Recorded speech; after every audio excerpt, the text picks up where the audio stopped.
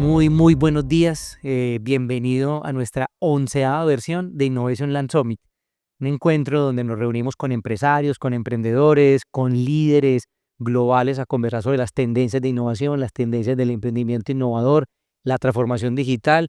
Y bueno, qué mejor exponente y referente tú, que has hecho cosas tan grandes con tu empresa, pero también con tus reflexiones alrededor de lo que esto significa más allá de tus éxitos como emprendedor, y agradecerte como por la compañía. Tú tienes un título muy provocador de una charla con la que nos vas a compartir en el Innovation, y es como esos grandes perdedores y ganadores con el tema de moda que es la IA. Elabóranos un poquito más de eso, porfa. Pues, yo no creo tanto que en inteligencia artificial sea necesariamente el tema de moda, sino es la disrupción más importante que ocurrió en el mercado. Yo me pregunto si al inicio del año 2000 la gente decía que Internet era el tema de moda. Probablemente sí, y muy similar al año 2000 hubo una burbuja de compañías que crecieron, explotaron y luego desaparecieron, pero de ahí sale Amazon, de ahí sale Google, de ahí salen otras más. El foco de la charla está orientado alrededor de recordar que no importa lo que uno crea de una compañía, las compañías son vulnerables. Esto ya nos ha pasado muchas veces en América Latina y en particular en Colombia. Piensa en el tamaño que tenían las empresas de medios en el año 2000, comparado con el tamaño que tienen hoy. Piensa que en los años 90, las empresas más grandes y más cool donde todo el mundo quería trabajar eran las agencias de publicidad, y como las agencias de publicidad han perdido poder e ingresos desde entonces, a un nivel en el que ese segmento, el segmento de la publicidad, ya no se queda en Colombia, ni se queda en los países. La inmensa mayoría del dinero de la publicidad se queda en Irlanda, porque es donde Google y Facebook guardan la plata de publicidad, y ahora se queda en China, cuando uno invierte budget en TikTok. Lo mismo pasó con el periodismo, desde una perspectiva de influencia, poder y pues de la capacidad que tiene de distribución. Y ahora se vuelve aún más complejo cuando tenemos máquinas increíbles que son capaces de generar una salida de razonamiento a partir de un prompt simple. Entonces, la base es recordar que no existe tal cosa como una compañía invulnerable. Y por más de que uno siente que uno tiene una marca icónica o está extremadamente arraigado a la cultura o uno tiene una serie de ventajas competitivas derivado de que llevo años de experiencia en bla, bla, bla, en el momento en el que llega una disrupción, la definición de disrupción es que es algo que sale de la nada y de repente se lleva una gran cantidad de mercado. Y la siguiente pregunta es, ¿qué hacer al respecto? Y eso es lo que voy a hablar. Bueno, un poco, creo que también sabemos que hay como tres carreras en simultáneo en el mundo de la inteligencia artificial, con algunos jugadores que tienen oportunidades, todo el mundo del hardware, los procesadores, los microchips. Ya hay unos jugadores relevantes, por supuesto, en ese mundo. Otros en el desarrollo core de la tecnología, desarrollando como tal la IA, y luego eventualmente un lugar donde empresas colombianas o emprendedores colombianos tengan la oportunidad, que es en ese entrenamiento de agentes, aplicaciones específicas para sectores, para cosas que estamos haciendo. ¿Cómo estás viendo que están reaccionando nuestras empresas en ese escenario, y qué oportunidades adicionales estás viendo tú? Yo creo que los agentes no existen. Como que tú has visto un agente, No, los, pero escu- no, pero, los escuchamos, pero, pero, interactuamos con ellos. pero, ok, en el mundo real tú has usado un agente. Sí. ¿Cuál? Pues, de algunos de audio, por ejemplo, para temas de cartera, de cobro. ¿Cómo- Bueno, me los muestran mucho, pero realmente hay un proceso en tu vida que tú automatizaste con un agente? no, no, yo no. No, ¿verdad? Ahora aquí hay como 40 personas. ¿Alguno de ustedes automatizó algún proceso en su vida con un agente? Los agentes no existen. Todo el mundo habla de los agentes, eso no existe. Los agentes es un término de marketing para levantar plata. Y es bien complicado porque algo que está pasando en el mundo de la inteligencia artificial es que estamos en una combinación de la tecnología más increíble y avanzada del planeta, junto con un miedo, la cosa más loca de quedar mal, porque esto es difícil. Esto es un montón de términos matemáticos, de conceptos complejos tecnológicos, y uno se aprende como las palabras clave, pero no necesariamente interioriza las palabras clave. Y por último está la implementación y la productividad. Satya Nadella, el CEO de Microsoft, tiene esta frase que se le escucha en un podcast que me fascina. El man está hablando, preguntando, hemos hecho una inversión masiva en inteligencia artificial, y si la inteligencia artificial es una automatización de la razón y está cambiando tantas cosas, ¿dónde está el crecimiento del Producto Interno Bruto? ¿Por qué no ha crecido? ¿Por qué no ha crecido la productividad? Y entonces uno se pregunta, ¿entonces qué? ¿Entonces la inteligencia artificial es mentira? La inteligencia artificial no es mentira. Es una cosa muy real, relativamente aterradora y una oportunidad increíble. Tú tienes razón. Y los tres componentes que tú mencionaste son los componentes correctos. Por un lado, la carrera del hardware, los chips, las TPUs, las GPUs, los data centers, la conexión de un data center a una planta nuclear, todo eso es real. Y también es real la capa del software, el entrenamiento, los modelos de inferencia, los modelos de razonamiento, el lanzamiento de modelos fundacionales complejos. Y por último, también es real la implementación en productividad. El problema es que en el camino uno termina agarrando cosas que uno cree que existen, pero no existen. Y por eso te lo preguntaba. A mí me pasa igual. Y yo creo que ninguno de nosotros, porque nos da pena decir, yo no estoy seguro, queremos admitirlo. Pero por ejemplo, que hay un grupo gigante. Entonces vuelvo a hacer la pregunta. ¿Alguno de ustedes ha automatizado un proceso, su trabajo con un agente de AI? Que sea. Es un grupo de empresarios. ¿Pero será que es que estamos un poquito rezagados? Pues ahorita voy a hacer la misma pregunta ya. Pero mira, yo hice esta pregunta en un evento en Miami, la misma vaina. Yo hice la pregunta en un evento en Nueva York, la misma vaina. El único lugar donde yo encontré gente automatizando procesos con agentes que uno puede decir, this is agentic behavior, fue en San Francisco. Y cuando uno va y escarba es porque son un montón de nerdos que saben programar. Hemos visto ya algunos ejemplos que no los hemos usado, pero que los hemos referenciado por los medios, como por ejemplo el caso de McKinsey, que acaba pues de, pues, Aquí alguien de McKinsey. según McKinsey, yo voy a parafrasear lo que vimos en los medios, tomaron en una alianza directamente con OpenAI y entrenaron un agente con los últimos 100 años de toda su consultoría que han hecho ellos y hoy está al uso de todos sus consultores y sus consultores lo usan según ellos 17 veces por semana para hablar. Nada de esto es mentira, pero es el problema de la palabra agente. Ven, te digo lo que hizo McKinsey. Okay. McKinsey agarró un montón de texto, lo colocó en una base de datos vectorial con un proceso que se llama RAG, Retrieval Augmented Generation, que es básicamente comprimir la información para que sea accesible en un espacio multidimensional, que son palabras matemáticas para decir que una inteligencia artificial puede encontrar, pues es un buscador personal de datos. Y con ese buscador personal de datos, con lenguaje natural tipo LLM, uno puede encontrar la información. Eso es verdad y es un buscador, pero no es un agente, porque el agente es como una cosa que puede automatizar proceso de principio a fin. Lo que pasa es que uno le dice agente porque suena una chimba. Entonces, como esto es un agente, esto es automatizado, esto es bacán. Y la verdad es que los agentic behaviors, los comportamientos de agente viene de agencia, de que uno tiene la iniciativa y de esa iniciativa se genera un resultado. No existe. Y el problema con AI y con todas estas cosas alrededor de AI es que es como ese cuento del emperador está desnudo, The Emperor Has No Clothes, como que nadie quiere decir, yo no sé. Y por otro lado, la gente sí le ve mucho valor a AI. ¿Por qué crees que está pasando eso? Pues porque todo el mundo está muerto del susto, Okay. porque uno escucha en las noticias que Microsoft la semana pasada echó a 7,000 personas, que los modelos de inteligencia artificial de frontera, los que son modelos de razonamiento, son 80% más inteligentes que el humano promedio y que la cosa sabe programar. Y uno no tiene que programar nada, uno simplemente se imagina, coloca un prompt de 3 letras y de repente, ¡pum!, sale un software completo. Todas estas historias son historias incompletas y la incompletitud de estas historias está en lo que los humanos profesionales no queremos admitir. Los humanos profesionales no queremos admitir que no estudiamos álgebra, que no sabemos qué es una multiplicación de matrices, que siempre nos falta un poquito para aprender a programar mejor, que ante 2 archivos de Excel no sabemos cómo combinar los datos de los 2 archivos de Excel. Y en tu empresa, te hago la pregunta que tú haces siempre al auditorio, ¿tú en tu empresa ya estás usando algún agente o tampoco? Nosotros, me jode porque a mí no me gusta la palabra porque la palabra está envenenada, pero nosotros desarrollamos ¿Te agentes, gusta mejor definirla? son workflows de inteligencia artificial, son automatizaciones de AI. Nosotros desarrollamos pero ojo, yo estoy equivocado. Aquí quiero aclarar esto muy fuertemente. No es tanto que yo esté equivocado, yo no estoy equivocado, pero mi posición va a perder. Porque el marketing es más fuerte que la razón y la gente los llama agentes. Entonces, como las personas lo llaman agentes y el mercado los llama agentes, esta vaina le vamos a llamar agentes. Pero quiero aclarar, es bullshit. Nadie usa agentes, son los papás. Nadie usa agentes. Pero en nuestra empresa nosotros ya hacemos automatización de AI hace más o menos 2 años. La automatización de AI exige en una compañía una cosa fundamental. Nerdos que sepan programar. Yo soy un nerdo que sabe programar.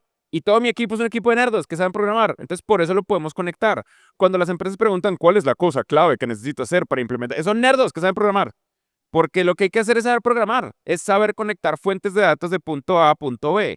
Y ahora programar es más fácil, porque ahora nosotros tenemos agentes. Ahora tenemos estos sistemas automáticos de inteligencia artificial al que no les pasa el contexto.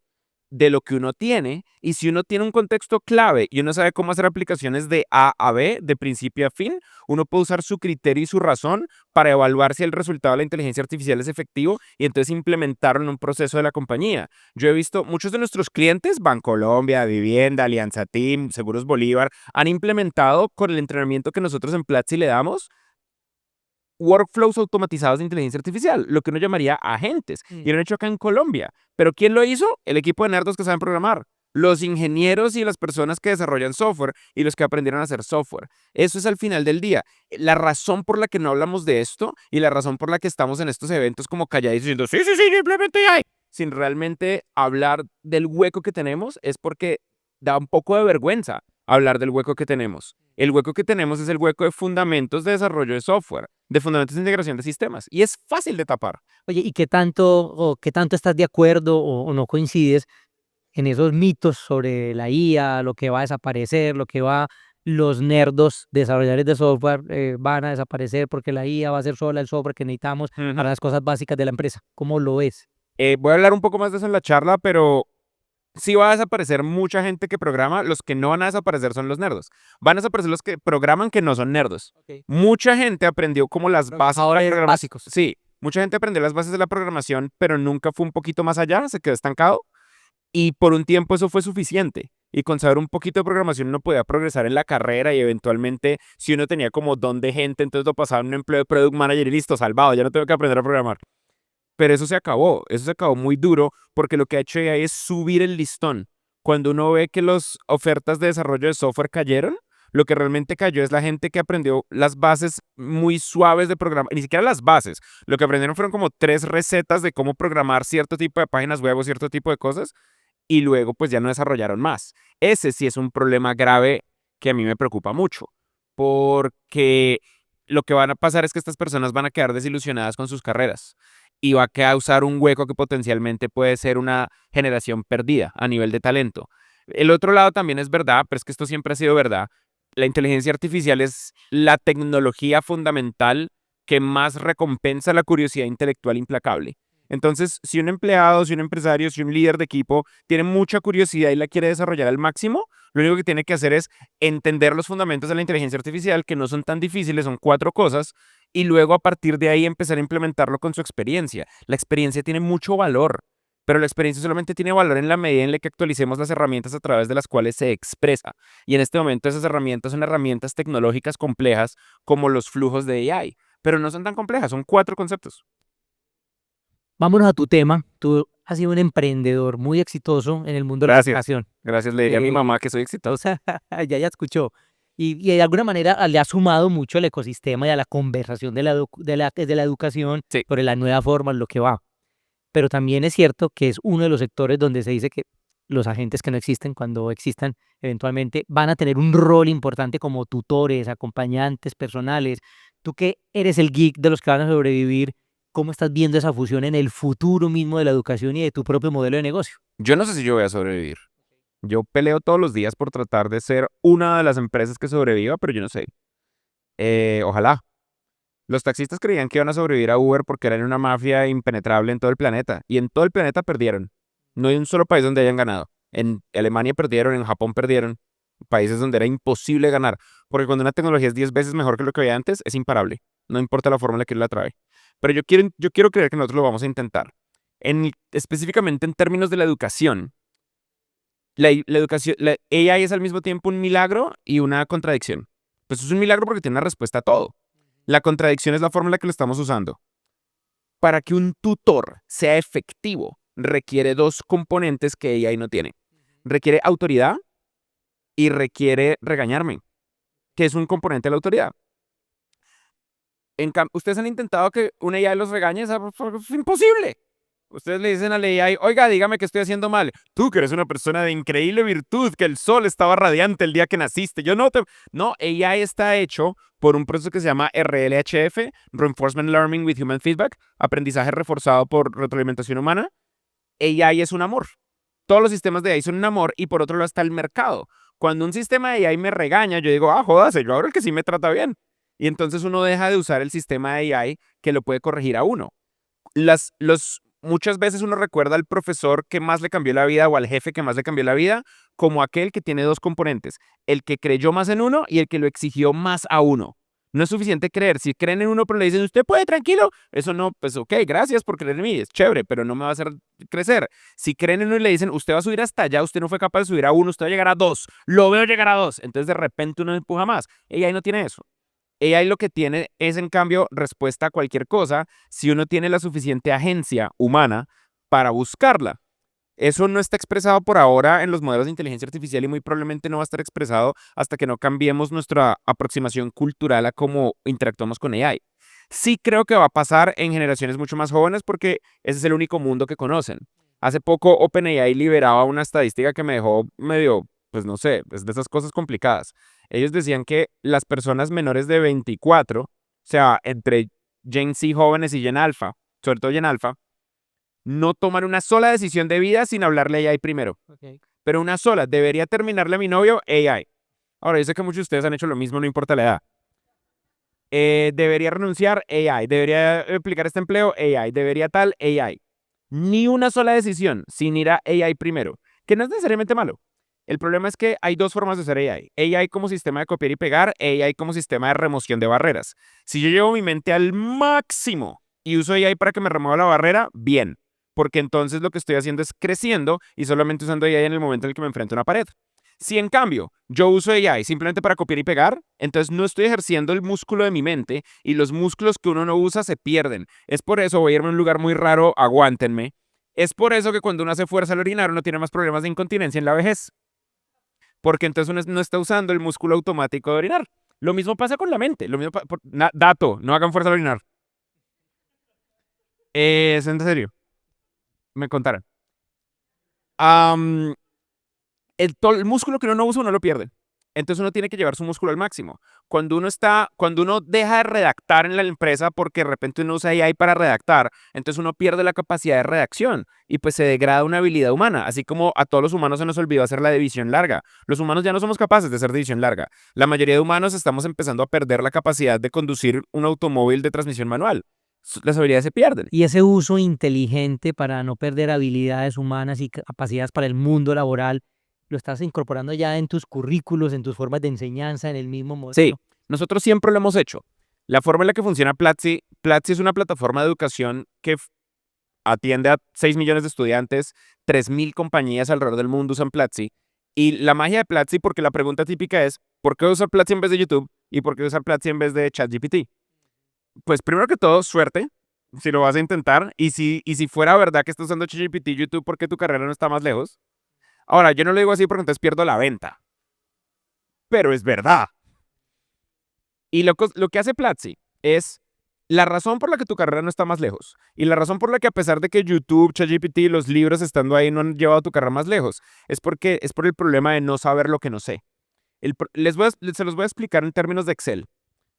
Pregunta para el auditorio. ¿Cuántos de ustedes honestamente y de memoria pueden conectar un archivo Excel con otro archivo Excel? 3, 4 personas, pero estoy seguro que todos acá saben usar Excel. El resto estoy seguro que saben el nombre de la persona en sus empresas a la cual pedirle el favor. Ese sí lo saben. ¿Cierto? Ese sí Tienen clarísimo el nombre. Digamos, a las 3 digan el nombre de la persona. ¿Listo? 1, 2, 3. Juan Stripla, lo que escuché hasta acá.